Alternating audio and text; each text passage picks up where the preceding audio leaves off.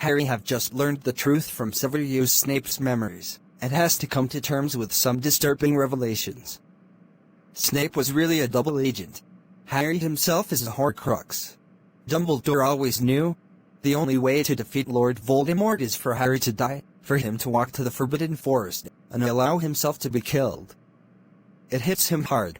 Under the cover of his invisibility cloak, he passes through the carnage of the Battle of Hogwarts, full of fallen friends and suffering comrades, and during this time, he meets Neville Longbottom. Neville, there is something I need to tell you. You have to kill Voldemort's snake in case Ron and Hermione could not do so. Kill the snake? All right, Harry.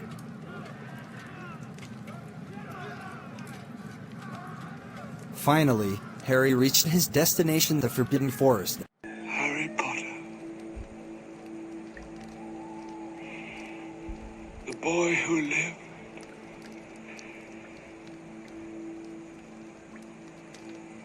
Come to die. Voldemort casts the killing curse, and everything vanishes for Harry.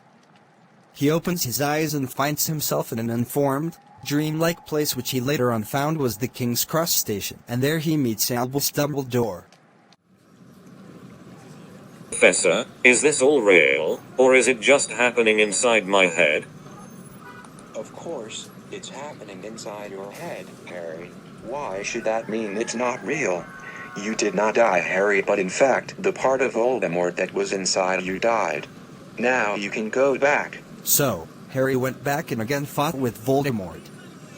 But the only thing that made him win against Voldemort was when Neville Longbottom killed the final Horcrux, the Snake Nagini. And it all ends.